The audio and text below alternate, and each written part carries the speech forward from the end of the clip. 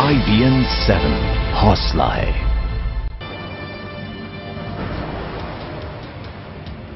स्वागत है आपका IBN 7 में। मैं आपके साथ पायल भुयन। इस वक्त की बड़ी खबर नोएडा से है। देश की राजधानी दिल्ली को दहलाने की साजिश रच रहे 2 संदिग्धों को नोएडा से गिरफ्तार किया गया है। दोनों संदिग्ध आतंकियों को पश्चिम बंगाल ATS IB के साझा ऑपरेशन में गिरफ्तार किया गया है। बताया जा रहा है कि इनमें से एक बांग्लादेश का रहने वाला है और वो नोएडा में रह रहे दूसरे संदिग्ध आतंकी को लैपटॉप देने आया था। खुफिया एजेंसीज को जांच में इस लैपटॉप से पश्चिमी उत्तर प्रदेश में सक्रिय स्लीपर सेल और रेकी किए गए कुछ स्थानों की जानकारी मिली है।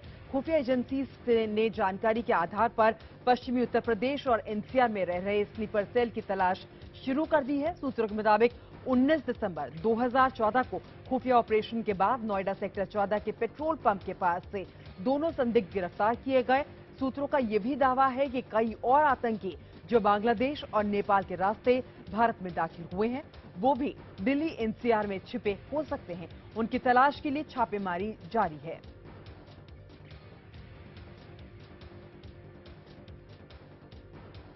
और आपको यह भी बता दें कि गिरफ्तार संदिग्ध आतंकी का नाम रख्तुल्ला और अब्दुल अजीज है। सूत्रों के मुताबिक रख्तुल्ला बांग्लादेश के फरीदकोट का रहने वाला है और दिसंबर के पहले हफ्ते में सीमा पार से आतंकी हमले की साजिश के लिए भारत में दाखिल हुआ था। सूत्रों के मुताबिक रख्तुल्ला को सहारनपुर के देवबंद इलाके में रहने वाले अब्दुल मजीद को एक लैपटॉप देना था। गिरफ्तार संदिग्धों से पूछताछ में एजेंसीज के हाथ कई अहम जानकारियां लगी हैं। इनके पास से 9 सिम कार्ड और दिल्ली NCR से जुड़े कई दस्तावेज भी बरामद हुए हैं। रख्तुल्ला बिहार, बंगाल और यूपी के कई इलाकों से लगातार संपर्क में था।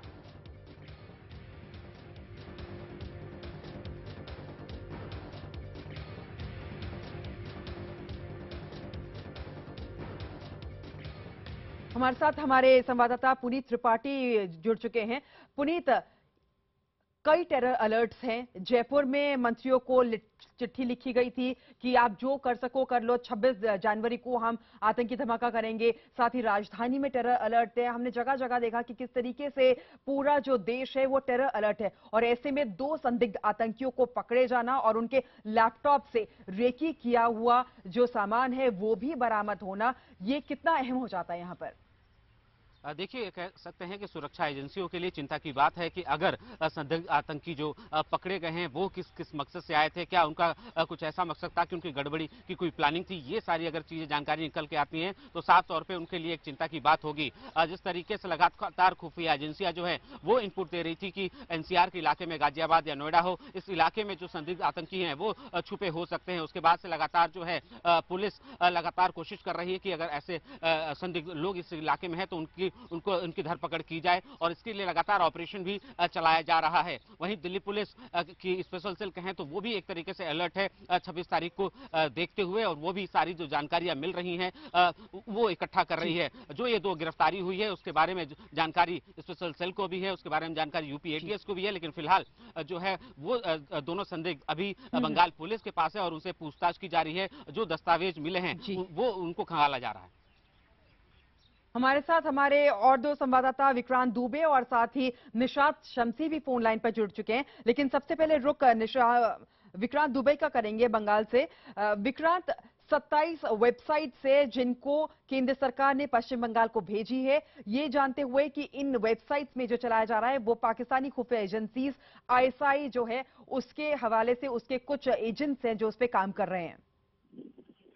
जी हाँ, निश्चित तौर पर 27 सोशल साइट्स हैं जिनकी लिस्ट यहाँ भेजी गई है पश्चिम बंगाल, यहाँ राज्य सरकार और IB को भेजी गई है। IB लगातार उस पर निगरानी दे रही है। पहले कोशिश ये की गई थी कि इसको बड़े ही गोपनीय तरीके से रखा जाए और उसको पूरा चेक कर लिया जाए। उसके बाद जो लोग इसमें इन्वॉल्व हैं, जिन लोगों ने अकाउंट खोला है, उनको ट्रस्ट किया जा रहा है कि अकाउंट किन लोगों ने खोला है और इनका मकसद क्या है, किस तरह से चल रहे हैं। हालांकि जिस तरह से मैसेजेस जो आ रहे हैं, जो मेल उस पर चल रहे हैं, वो बहुत ही संदिग्ध हैं और इसको लेकर केंद्र सरकार ने जो यहाँ पे अलर्ट भेजा, उनका साफ तौर पे कहना है इस मैसेज में कि पाकिस्तानी खुफिया एजेंसी के एजेंट इस पे काम कर रहे हैं और वो खून में अपनी चीजों को आगे बढ़ा रहे हैं। 26 जनवरी सामने है, इसको लेके बहुत ज्यादा सक्रिय हैं खुफिया एजेंसियां और लगातार सोशल साइट्स को भी चेक किया जा रहा है।